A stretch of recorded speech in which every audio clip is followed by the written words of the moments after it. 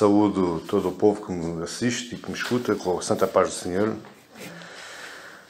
Hoje queria iniciar convosco um novo livro, o livro do profeta Abacuque. O livro do profeta Abacuque, e hoje falaremos sobre a introdução a este livro, como é nosso costume, e é normal nós fazermos assim desta forma para ficarmos contextualizados com o conteúdo deste livro.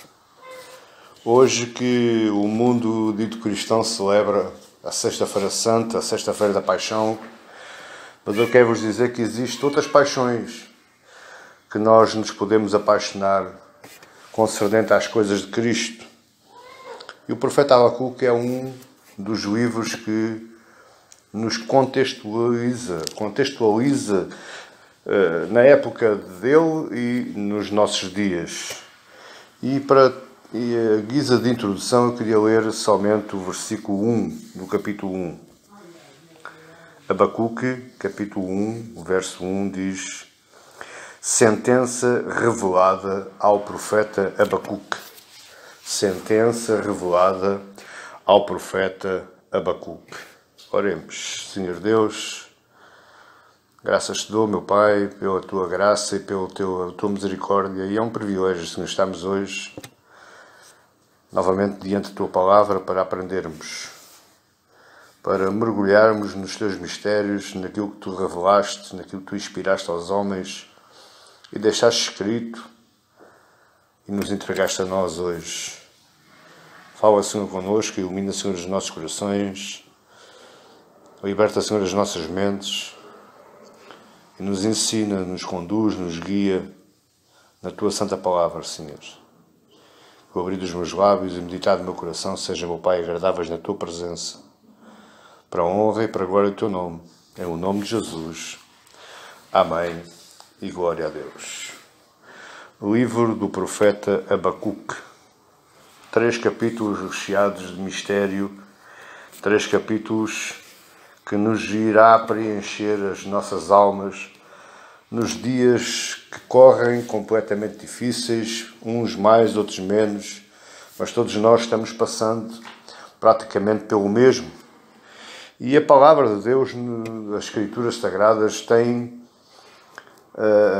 a unção de nos consolar, tem a unção de nos levantar e vermos coisas que, ao olharmos para o nosso mundo, pensamos de uma forma, mas olhamos para a palavra, pensamos completamente diferente. Toda a Escritura Sagrada está recheada de exemplos e de exortações que nos impelem a que busquemos a Deus. Não buscamos a Deus porque temos o coração endurecido pelas nossas vidas e pelo mundo que nos rodeia, mas a palavra nos exorta, nos consola, nos impele a que busquemos a Deus na confiança de que Ele haverá de nos socorrer. Deus socorre a todos quantos se chegam a Ele. Deus socorre a todos quantos clamam. Deus dá livramento. Deus atende ao clamor do pobre. Ele acode o aflito. Ele tem compaixão pela sua criação. Nós somos criação de Deus. Não o mundo que nos rodeia, não o mundo como conhecemos, os animais, as plantas, as árvores, as montanhas, o mar, os rios. Não, nós somos a criação de Deus. Ele disse lá atrás em Gênesis: façamos o homem à nossa imagem e à nossa semelhança. Não faria sentido nós sermos cristãos, nós pregarmos a palavra, se não compreendêssemos que este Deus nos acolhe e nos ouve e nos atende. Particularmente aqueles que o adoram e aqueles que o buscam. Muitos são aqueles que não são cristãos, não têm nada a ver com a palavra de Deus e usufruem da graça de Deus, usufruem dos meios de graça, porque se envolvem com cristãos, porque se envolvem com adoradores. Estes adoradores, estes cristãos, eles refletem a glória de Deus, eles refletem a graça de Deus. Então nós temos que saber que este Deus que nós amamos e adoramos, Ele nos acolhe, Ele nos ouve, Ele nos atende. Entretanto, a mesma Escritura Sagrada, a mesma Bíblia, nos ensina que ocasionalmente Ele não atende às nossas orações, em favor do nosso livramento. E não são poucas as vezes que o crente se vê em provação. Não são poucas as vezes que o crente se vê em apertos, em aflitos. E clama, ora, e parece que ninguém o escuta, parece que ninguém o ouve. Parece que só o rodeia um silêncio. O cristão é mergulhado no chamado silêncio de Deus. Mas apesar disso, é completamente lícito nós orarmos por livramento. O Senhor Jesus nos ensina isso. A oração que Ele nos deixou, a oração que nós conhecemos muito como a oração do Pai Nosso, lá em Mateus 6, verso 13, Ele diz: e não nos deixeis cair em tentação, mas livra-nos do mal. Não nos deixe, Senhor, passar pela prova mais que aquilo que possamos aguentar, mas livra-nos do mal. Livra-nos das maldades, livra-nos das pessoas maldosas, das pessoas mentirosas, das pessoas cobiçosas, livra-nos dos testes acima daquilo que nós podemos carregar. É lícito nós orarmos. O Senhor Jesus ensinou isso. E Deus se agrada àquele que ora por livramento. Porque aí cumpre-se em nós Mateus 5,3, bem-aventurados os humildes em espírito, aqueles que sabem que são completamente carentes da graça de Deus, carentes da glória de Deus, carentes da misericórdia de Deus. Mas muitas vezes Deus fica em silêncio e isso causa problemas em nós. Isso nos afeta, isso nos aflige, isso nos faz confusão, isso nos coloca em dúvida. Mas entenda uma coisa, Deus tem 2 métodos de atuação em relação ao seu Filho, aos seus filhos, à sua igreja, aos crentes, aos cristãos. O primeiro método ou Ele nos livra das tribulações de um modo completamente instantâneo, miraculoso, e aquilo que nos oprimia desaparece, fica resolvido e nós ficamos completamente descansados, ou Ele nos livra nas tribulações. Existe livramento em que a tribulação é afastada de nós e existe livramento da alma do crente dentro da tribulação. Ou seja, apesar de Ele nos livrar, e este livramento acontece no nosso coração, na nossa alma, existe um descanso, existe uma paz, existe um olhar diferente do olhar que nós tínhamos, mas ainda assim Ele nos deixa passar pelas tribulações. Isto é bíblico. Muitos dos grandes homens de Deus oravam a Deus, tinham comunhão com Deus, mas passavam por as tribulações. Deus não os livrava das tribulações. Isso é um erro grasso, é um erro crasso, dizer que isto depende das teologias, nomeadamente as teologias neopentecostais, que dizem que Deus é aquele Deus que está aos dedos e faz maravilhas na nossa vida. É nada mais enganoso.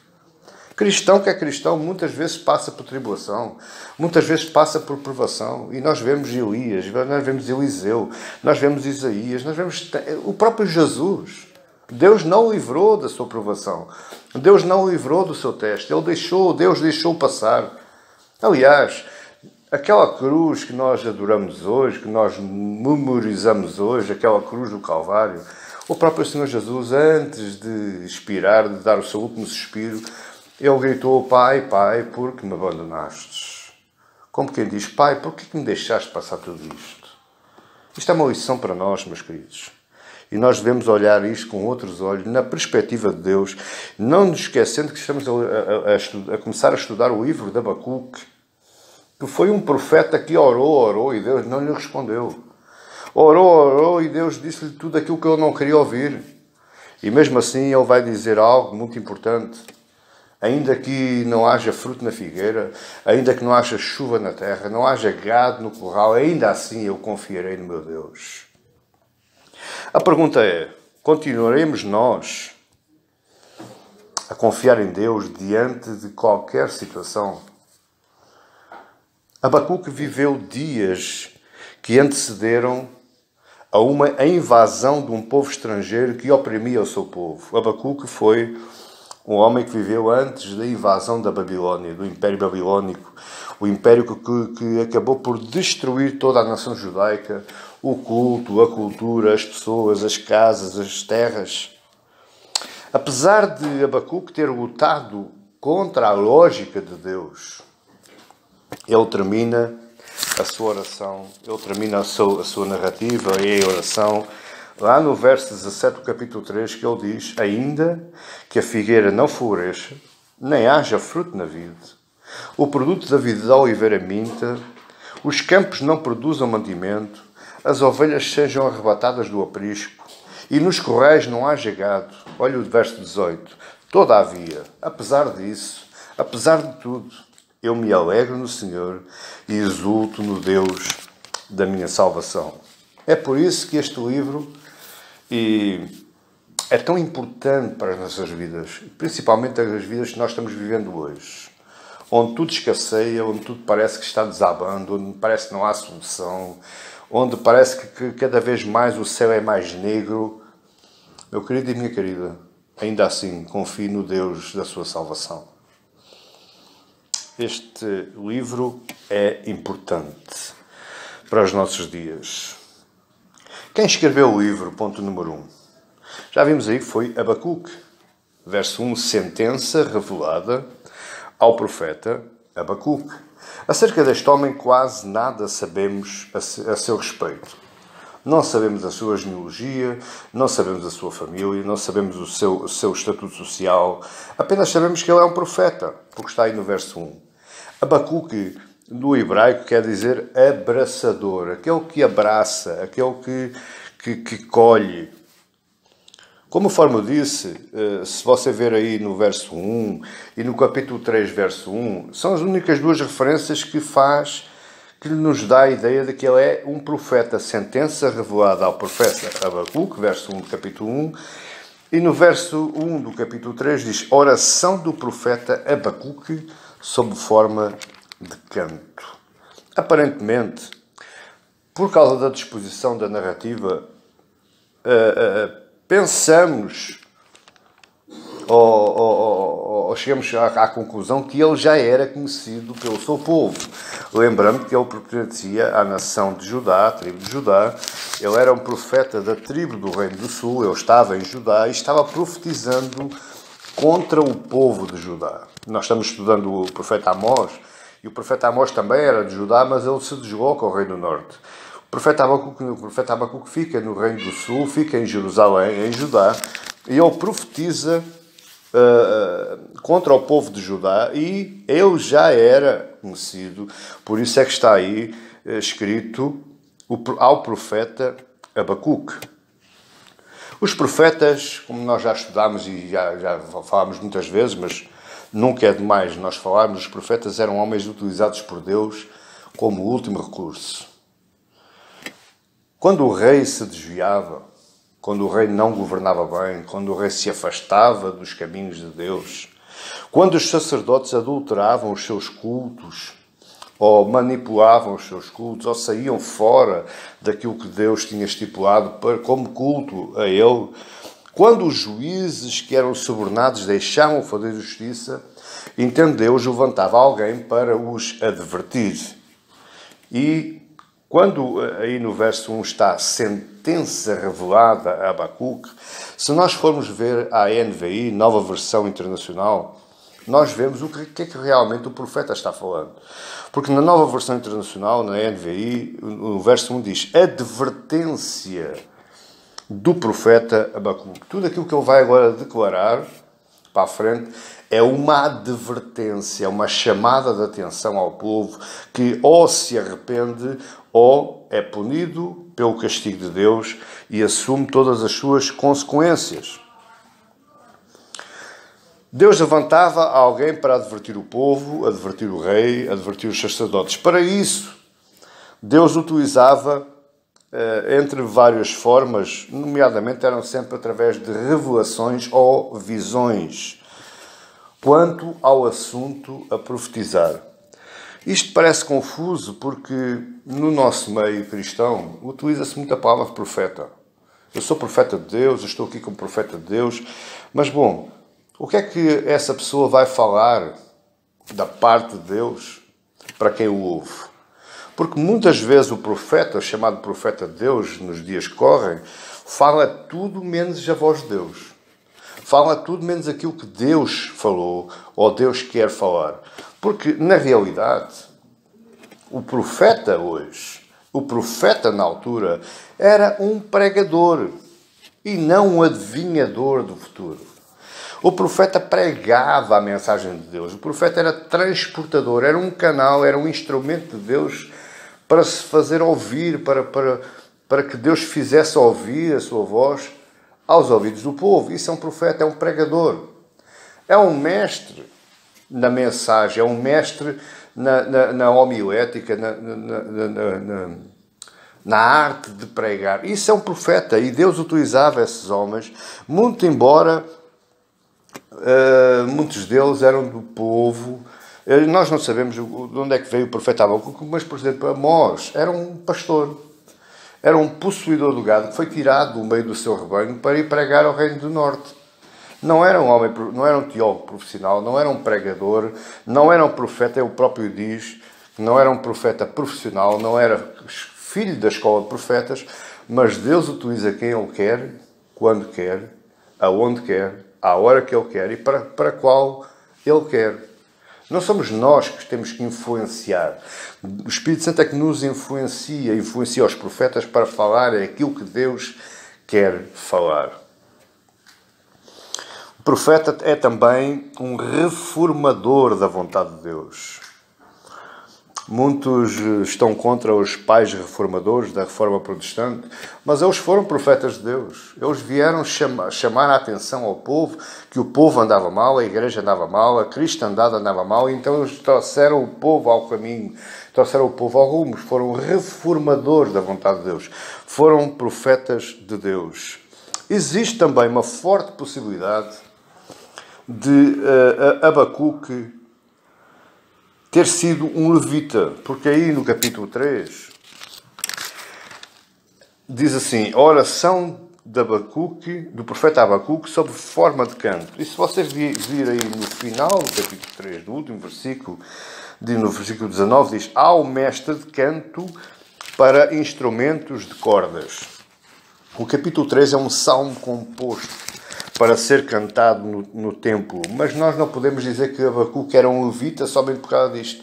Porque Davi era um rei e também escreveu a maioria dos salmos. E ele não era um levita. Mas bom, fica aqui só uma ideia que existe uma possibilidade remota de Abacuque ter sido um levita. Daí ele ser conhecido do povo de Judá. Segundo ponto, qual era a época de Abacuque? Abacuque viveu na época em que o Reino do Sul se afastou, se desviou dos caminhos de Deus, e isto data mais ou menos no ano 605 a.C.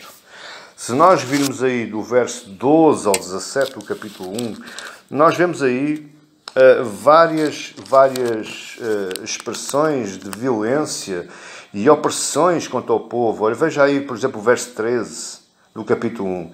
Tu és tão duro de olhos que não podes ver o mal e a opressão não podes contemplar.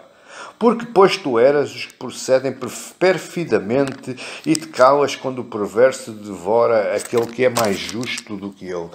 Existia opressões, existia violências no meio do povo, de parte a parte, povo, sacerdotes, juízes, rei, estava tudo, como dizem aqui em Portugal, numa caldeirada, e Deus teve que pôr termo. Aliás, Deus já tinha avisado várias vezes que iria pôr termo. Ele começou no Reino do Norte, através do profeta Amós, profeta Sofonias, profeta Ezequiel, e agora avisa também o Reino do Sul, avisa também Judá e Benjamim através do profeta Abacuque, através do profeta Jeremias, através do profeta Naum, através do profeta Sofonias. Deus avisa o povo que vai enviar castigo. Terceiro ponto, o que é este livro? Este livro é, como vemos aí no verso 1, uma sentença. No hebraico, a palavra sentença quer dizer peso. Agora repare, na NVI diz advertência, na nova versão transformadora diz mensagem, na nova versão linguagem de hoje diz mensagem, mas na Almeida Revista e Corrigida diz o peso que viu o profeta Abacuque. A pergunta é, porquê é que isto é um peso? Porquê é que a mensagem era chamada de peso? Três possibilidades poderá ocorrer.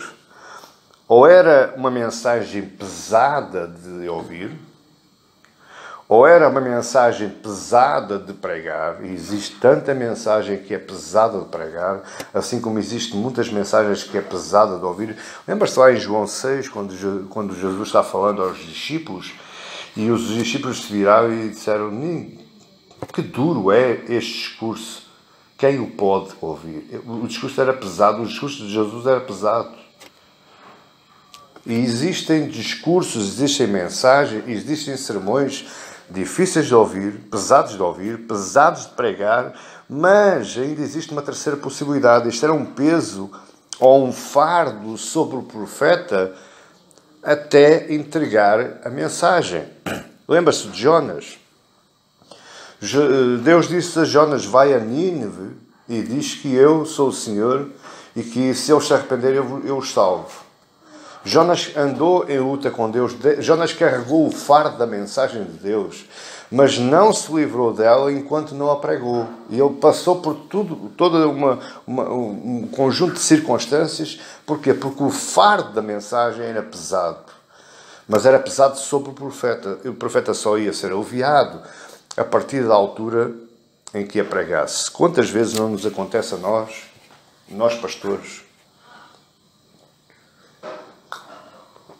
termos uma mensagem para entregar, sabemos que essa mensagem é pesada, andamos a atrasar, andamos a adiar, mas a nossa consciência está pesada, a nossa alma está pesada e não descansamos enquanto não abrimos a boca e não transmitimos a mensagem. Isto é o peso. E esta sentença que Abacuque tinha para entregar era o anúncio da chegada dos caldeus, um povo bárbaro, um povo pagão, um povo que não pertencia ao povo de Deus, mas que iria chegar para punir o povo de Deus. Em segundo lugar, este não era só uma sentença, mas era uma sentença revelada. E diz aí: sentença revelada ao profeta Abacuque. Esta sentença chegou ao profeta mediante uma visão, mediante um sonho. A gente não sabe bem como é que foi, mas uma visão, foi uma visão, um sonho, um modo sobrenatural. Ele não saiu do coração de Abacuque. Cuidado aí, profetas. A profecia de Deus não provém do coração humano. A profecia de Deus não provém de eu olhar a circunstância e tentar arranjar palavras para resolver a circunstância. A profecia de Deus vem do coração, vem do espírito, vem como visão, não sai. Abacuque, eu creio que Abacuque nunca quereria dizer estas palavras ao povo de Judá.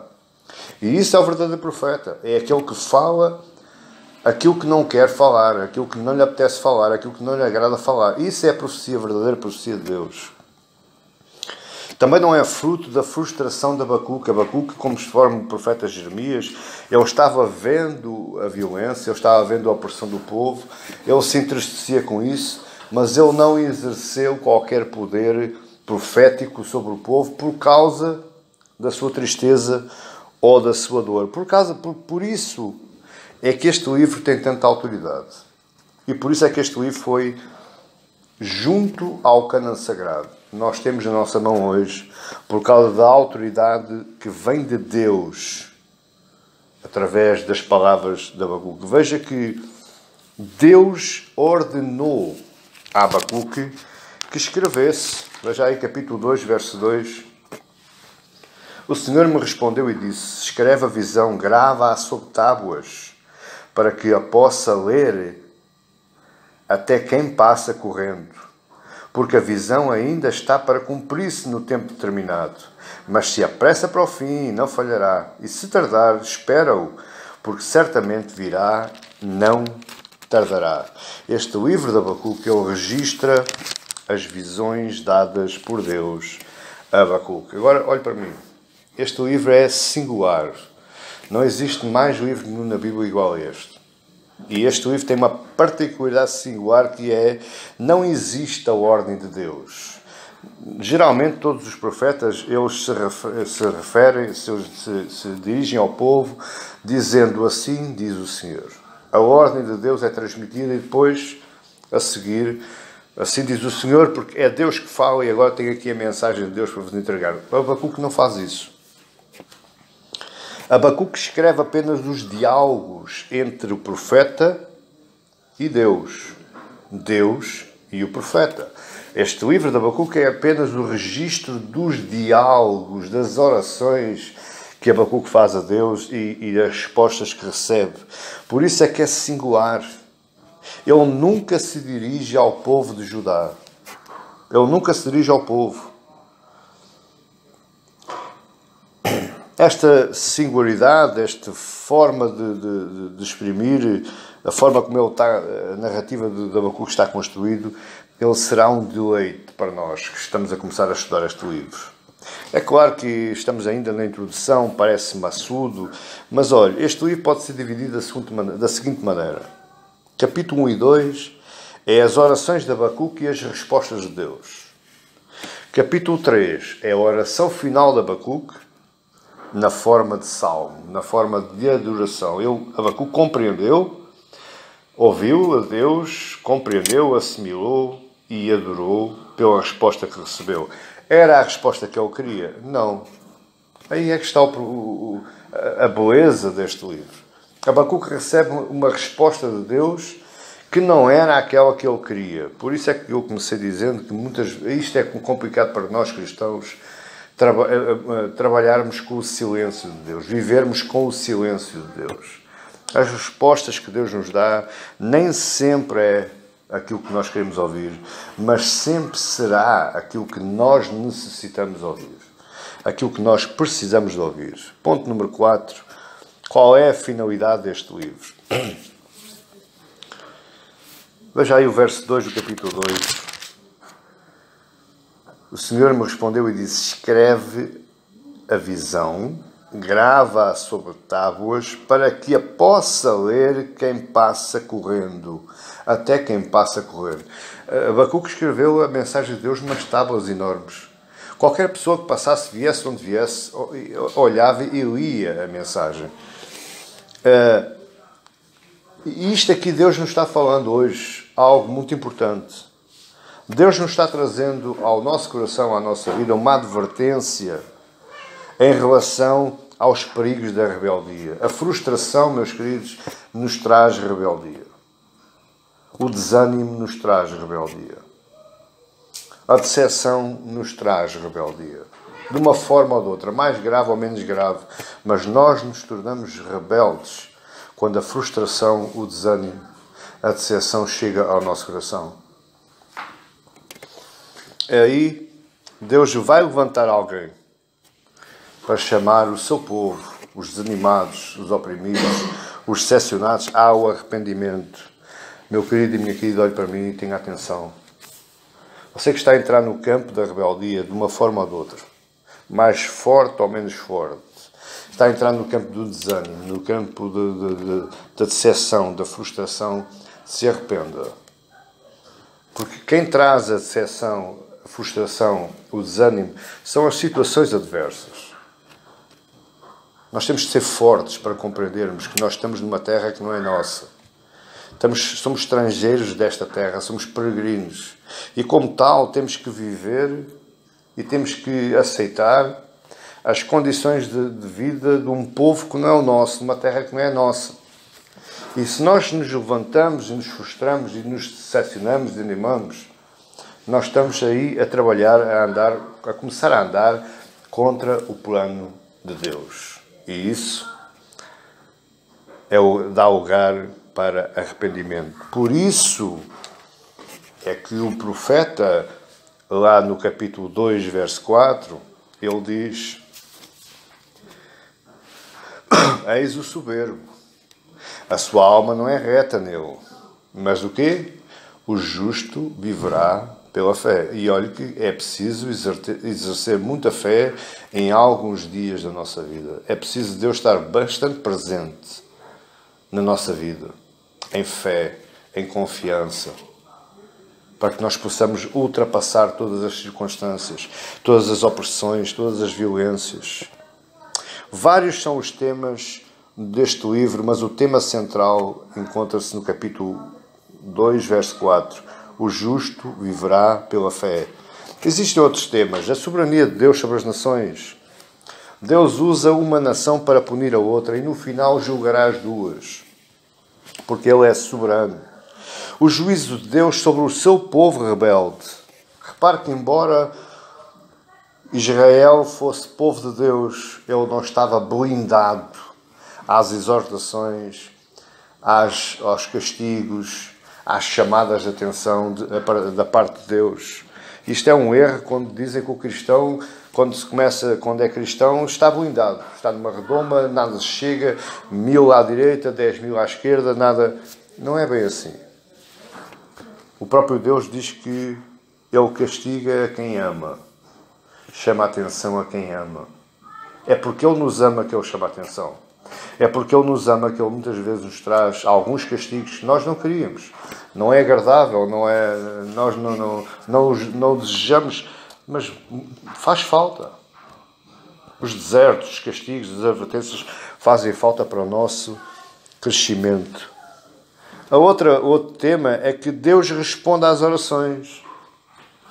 Mas, por um lado, parece que tarda, pelo outro, não fala aquilo que nós queremos ouvir. E no final, um dos últimos temas é o triunfo final de Deus. Quinto ponto. Qual é a relevância da mensagem de Abacuque e do seu livro? Por um lado, para aquele povo, por outro, para nós hoje. Em primeiro lugar, aquilo que Abacuque viu, ouviu e escreveu foi de extrema importância para os judeus piedosos da sua época. A pergunta: Babilónia assolou o reino de Judá e o reino do norte, sim ou não? Sim. Foram todos para o cativeiro, sim ou não? Sim. Os que não foram, foram mortos. Os que não foram, foram dispersos. Mas, no meio daquele povo todo, era tudo ímpio? Era tudo rebelde? Não. Foram os rebeldes e foram os piedosos. E isso é que é interessante nós sabermos porquê. Porque os piedosos foram debaixo das advertências de Abacuque, a sua alma foi mais composta, eles foram mais confiantes. Aquele que é rebelde não ouve a palavra e continua na sua rebeldia, e a sua rebeldia cada vez cresce mais. Mas aquele que é piedoso, ele aceita a sua situação, ele aceita a sua consequência e vai. O justo viverá pela fé. Ele vai na confiança em Deus, ele vai olhando com os olhos para Deus, sofrendo, sim, mas amanhã o dia será melhor. A palavra de Deus diz, a noite, o choro pode durar uma noite inteira, mas pela manhã o sol nasce, o sol brilha, portanto a tristeza não dura sempre. Deus há de enviar graça, Deus há de enviar misericórdia. Todos os piedosos, os judeus piedosos, lutavam contra as mesmas dúvidas que o profeta Abacuque. Só que o profeta, nós não sabemos porquê, obra de Deus, obra misteriosa de Deus, o profeta se levanta e fala com Deus. Os outros mantiveram-se calados, apenas ouviram a voz do profeta e aquilo que ele escreveu.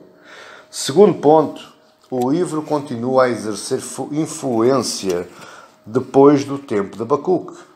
Olhe bem, este livro de Abacuque ele é referenciado ou ecoado várias vezes no Novo Testamento.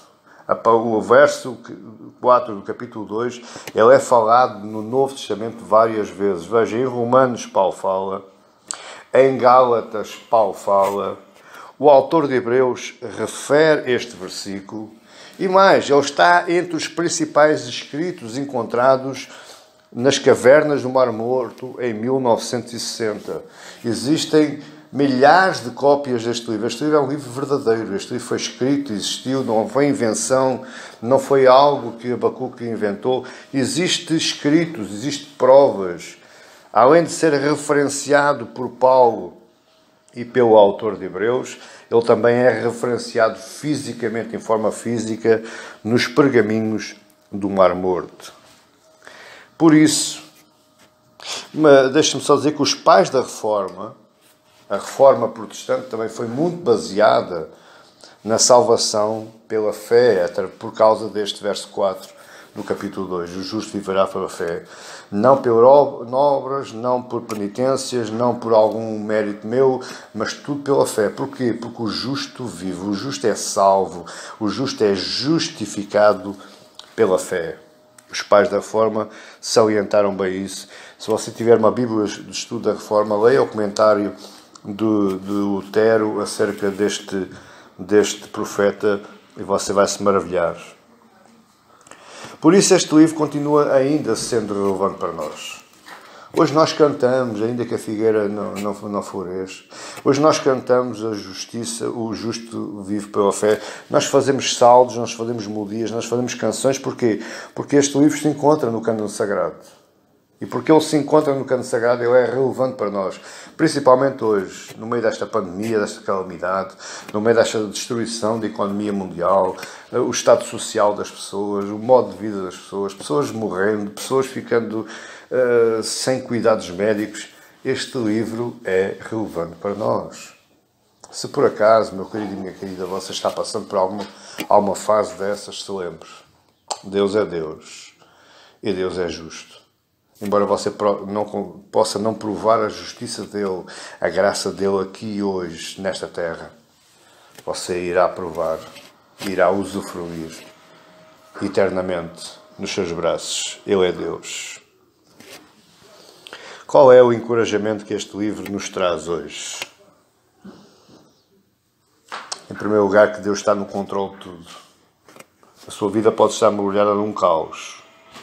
Você pode estar vivendo numa plena travessia oceânica, cheia de trovões, nuvens negras, saraivada, mas Deus está no controle. O seu barco não vai afundar porque Deus está no controle. Deus envia juízo sobre o mundo. Deus envia juízo sobre o seu povo. E Ele continua ouvindo o clamor do seu povo. Deus está no controle. Tenha fé. Encha o seu coração de confiança, de esperança, fé em Cristo. Segundo, este livro nos ensina a confiar em Deus, ainda que tudo nos falte. É complicado falar nisto. Veja que peso que é esta mensagem. Você acha que algum pastor gosta de pregar isto assim? Não. Mas ainda que tudo nos falte, nós devemos confiar em Deus. A Bíblia diz que Ele sabe quantos cabelos existem na nossa cabeça. A Bíblia diz que não cai uma folha de uma árvore sem que Ele saiba ou permita. Quanto mais você, meu querido e minha querida, feita à imagem e semelhança dEle, acha que Deus deixou de existir na sua vida? Não, as coisas podem vir. As tragédias, as calamidades, as provações, os problemas, os aborrecimentos, eles podem vir, mas Deus está nesse problema também. Você não está sozinho. Por isso é que o profeta diz, o justo viverá pela fé, aqui nesta terra. Por isso é que Paulo dizia em Filipenses 1:21, para mim o viver é Cristo. O viver aqui é Cristo. Como é que eu vivo em Cristo? No bem e no mal, porque eu já me habituei na fome e na fartura, na pobreza e na riqueza, na saúde e na doença. É assim que o justo vive pela fé. E não de outra forma, não existe cá estalar de dedos, porque a nossa esperança está somente nele. Terceiro ponto, Deus é o Deus que pode acabar, e eu acredito nisto. Deus pode acabar com o nosso sofrimento instantaneamente. Mas eu tenho que saber e estar firmado suficientemente bem para saber que Deus ou me livra das tribulações ou me livra nas tribulações.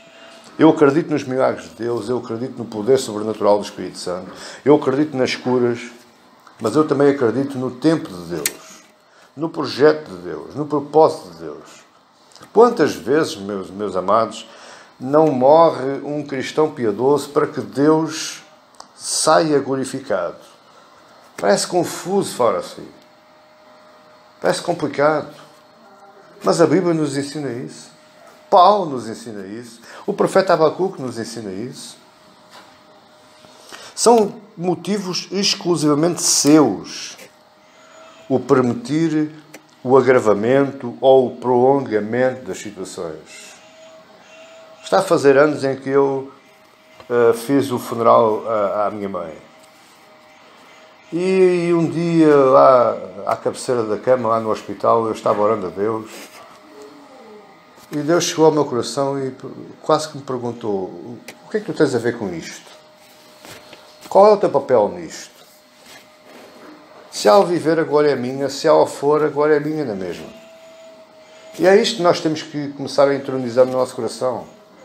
É que não é mais a minha vontade, mas a vontade dele. Não é mais a minha vida, mas é a vida que ele me proporciona. Não é mais aquilo que eu quero, mas é aquilo que ele quer. Porque no final das coisas, a glória é dele. Se eu for curado, a glória é dele. Se eu não for curado, a glória continua sendo dele. Se eu for curado, você vê a glória de Deus em mim. Se eu não for curado, eu vejo a glória de Deus primeiro que você. E assim sucessivamente por todos os problemas, todas as situações. Por isso, meus amados, Deus pode permitir que a igreja passe por uma situação difícil, sim. Não existe passos de mágica, não existe Deus mágico, não existe o Cristo miraculoso, o Cristo feiticeiro, o Cristo curandeiro. Não existe isso. Existe uma vida que nós temos que viver. Existem passos que nós temos que dar. E tudo firmado na confiança nele. Ele está no controle. Ainda que a figueira não floresça, ainda que não haja gado, ainda que não haja arroz na panela, Deus continua sendo Deus. Se você ficar saciado da sua fome, glória a Deus. Se você passar uma noite sem comer, glória a Deus também. Se fortaleça nessa ideia. Não, você pode não entender os seus propósitos, mas você tem que saber que Ele não comete injustiça. Não existe injustiça em Deus. Tudo tem uma razão. Você sabe? Não. O próprio Jesus disse aos seus discípulos: vocês não entendem hoje, mas vão entender amanhã. Você pode não entender a sua vida hoje, mas amanhã você vai glorificar porque você entendeu. Você vai dizer: glória a Deus, que eu saí desta mais forte. Eu saí desta mais completo. Eu saí desta mais cristão, mais santo. A minha boca nunca falou mal de Deus. Esse é o problema. Você tira lições das suas falhas de duas formas.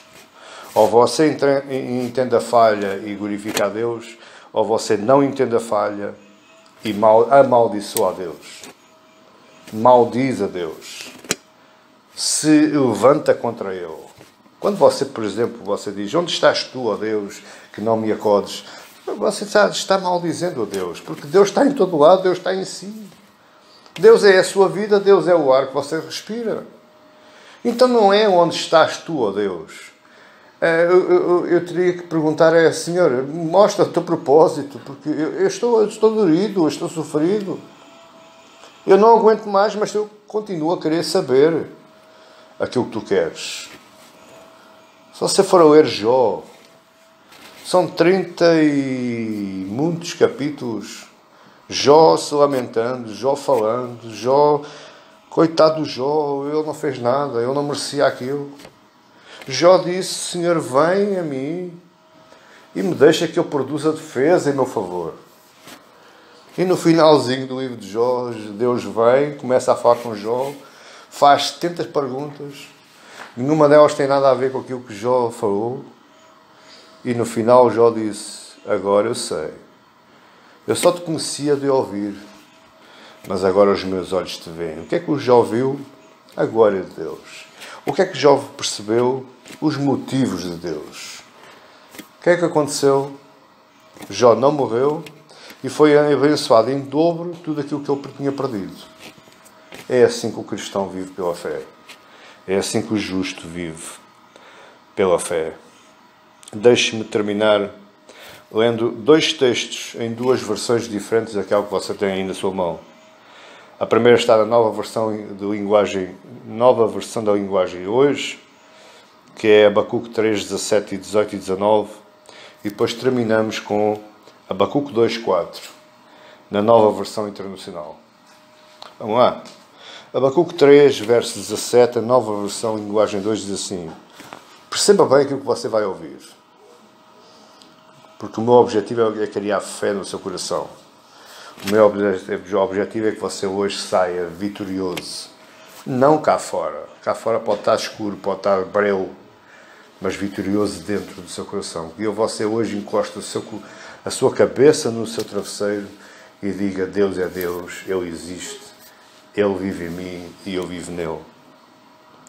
Ainda que as figueiras não produzam folhas, ainda que as figueiras não produzam frutas, e as parreiras não deem uvas, ainda que não haja azeitonas para apanhar, nem trigo para colher, ainda que não haja mais ovelhas nos campos, nem gado nos currais, mesmo assim eu darei graças ao Senhor e louvarei a Deus, o meu Salvador. O Senhor Deus é a minha força. Ele torna o meu andar firme, como o de uma corça, e me leva para as montanhas, onde estarei seguro. Ainda que falhe tudo, Ele o conduz a vales e a prados verdejantes. Pode estar tudo escuro, mas Ele a leva a beber em águas tranquilas. Abacuque 2, verso 4, na versão NVI. Escreva: o ímpio está envaidecido, seus desejos não são bons. Mas olha agora, o justo viverá pela sua fidelidade. É assim que você deve viver, meu querido e minha querida. Você pode dizer: pastor, mas dói. Eu sei que dói. Pastor, está gostoso, eu sei. Pastor, estou aflito, eu sei. Mas o justo viverá pela fé. Aquele que vive para Deus vive em fidelidade. Por isso a Bíblia nos diz que nós não andamos para aquilo que vemos, ouvimos ou sentimos, mas nós andamos pela fé. Pela fé em quem? Em Cristo Jesus. Hoje foi o dia, ou hoje se marca o dia em que aquele homem, sendo Deus, se esvaziou de tudo, se tornou homem como nós, sofreu as nossas dores por causa dos nossos pecados. Este dia marca o dia em que Ele sobe à cruz e se entrega voluntariamente, sendo chicoteado, sendo sofrido e no final acaba crucificado. Um justo que se fez injusto, para que você e eu, sendo injustos, nos tornássemos justos. Esta é a fé que eu queria que você hoje experimentasse. Esqueça por um pouco aquilo que você está sofrendo na sua pele, na sua vida, na sua casa. Experimente um pouco desta felicidade que você hoje pode não ver, pode não sentir, mas que ela seja real no seu coração. A felicidade eterna. Você experimente um pouco hoje as resquícias do céu na sua vida hoje. Amém. Espero por si, para continuarmos este estudo que eu vou lhe dizer que é apaixonante também. Graças a Deus que nos concedeu a graça de o termos na nossa mão em páginas, 3 páginas, 4 páginas, mas muito ricas, muito cheias, muito